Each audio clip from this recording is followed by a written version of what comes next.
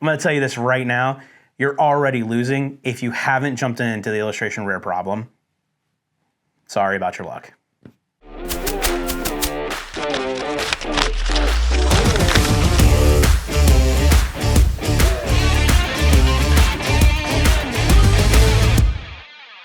Welcome back to the channel, friends and family. It's Gary, the Card Father, and it's a wonderful day here in Columbus, Ohio. I cannot wait for this winter weather to end. I hope it's warm and hope you're safe wherever you're at, but welcome back to the channel. Like, comment, subscribe down below. Check the Discord. Again, if you don't want to know my credentials, check out our website. I'm all over the place. Check out this and check out this here. It'll definitely help you know that I'm credible. Okay, moving on. Let's talk about the topic of the day. Now, the crazy thing that's happening in the Pokemon market is pretty much getting ready to occur on every collectible space between video games, Magic the Gathering, high-end collectibles, coins, that kind of thing. We're seeing a very large turnaround in the market space. But the thing that I want to focus on today is specifically the illustration rares that's inside of the Pokemon TCG. If you don't know how the actual rarities work, that's okay. We go from common, uncommon, then we go to rare. Usually those are hollows. And then we jump all over the place. Pokemon has this weird way of doing some crazy rarities across the board in the Scarlet and Violet era, from having shiny rares to having ultra rares to having double rares to then eventually having illustration rares, special illustration rares, and hyper rares. Now, if you were a hyper rare fan, then you're a Goldie boy or a Goldie girl because you love the gold, right? You just are a gold fan. In fact, my video editor, Nathan will wave here. Nathan is a Goldie boy. He loves the gold cards, and he loves the gold across the board from all the eras and all the generations. I love gold.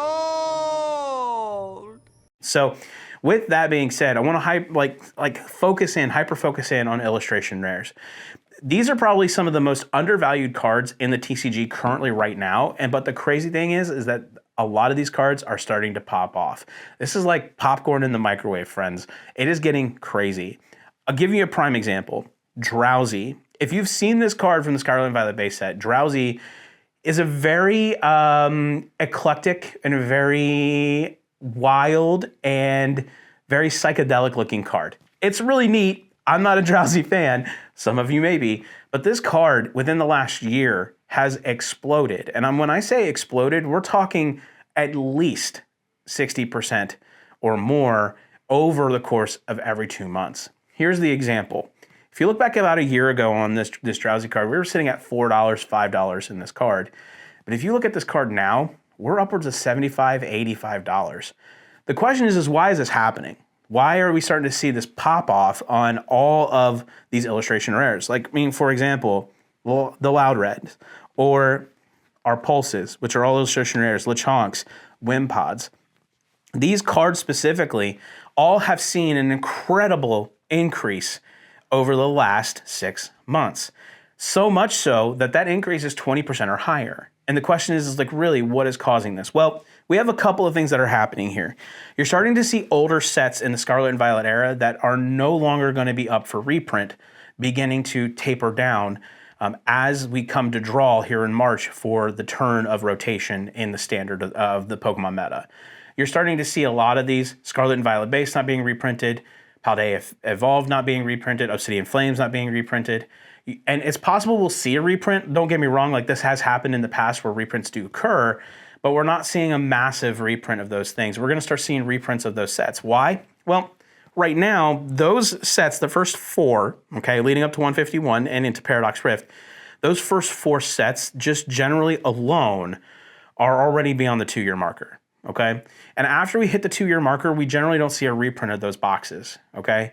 The bigger thing is that you're starting to see the sleeper sets in the era, such as Paradox Rift, Temporal Forces, go to Twilight Masquerade, even Shrouded Fable. That's right, friends. Shrouded Fable is starting to pick up momentum. And that's because they are due for reprints, and they are in the time slot of being about a year to a year and a half old, which then puts us into this method and mythology that Pokemon has, that they reprint sets once they've hit their 18-month marker. And that's because cards are being used and the meta changes every year. So as the meta changes, as the game changes, standard changes, so does the requirement for reprinting cards.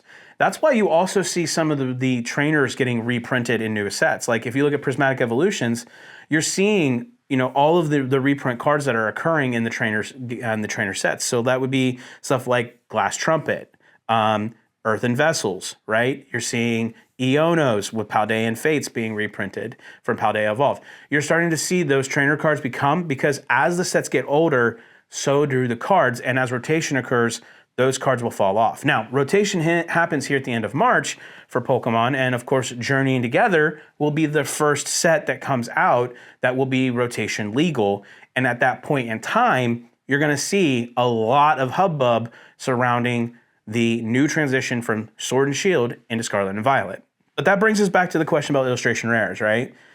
Again, why are they popping off? Well, again, the first thing is we're seeing those sets begin to die off. We're seeing the older sets begin to go, which means they're not going to be reprinted. And you got to remember, guys, it's all about supply and demand, okay? When we think about the supply of a card or a set, it's all about the demand for that set. As supply begins to increase, usually demand dwindles, okay? Because we have so much of it available.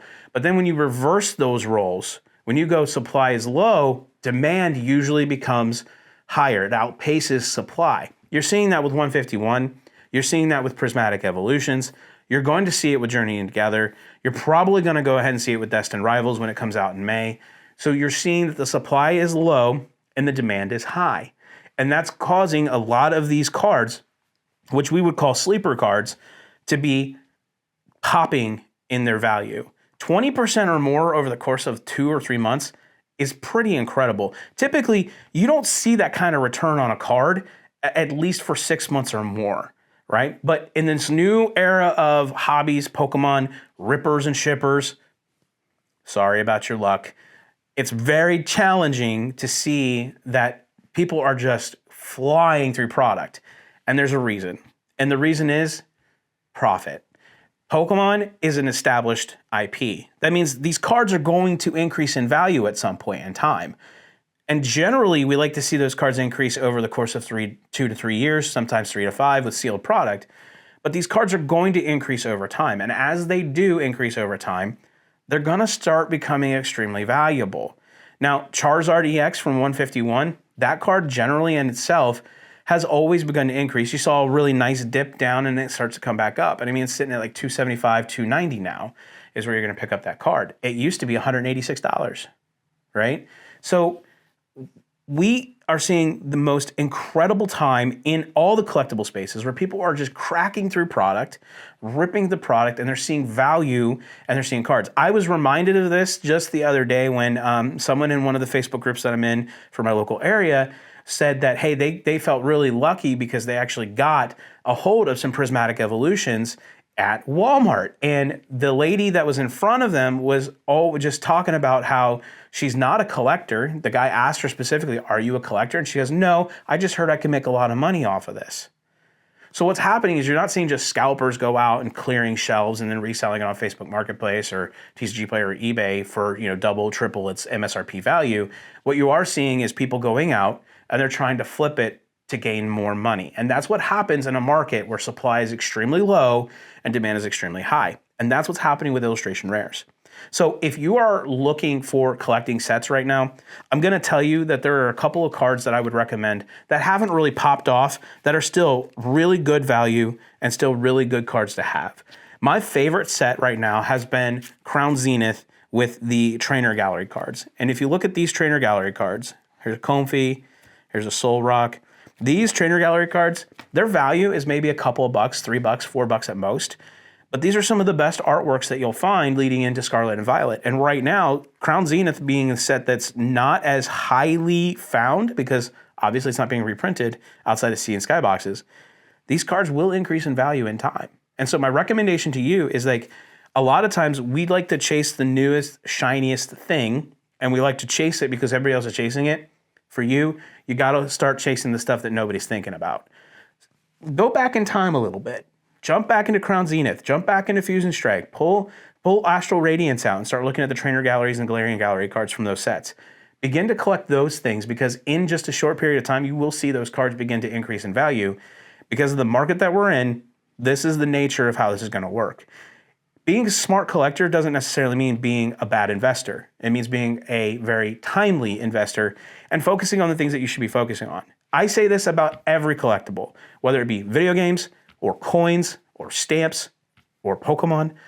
You should be definitely considering your collection and your investment at the time you're doing it. And that means looking at things that nobody else is considering.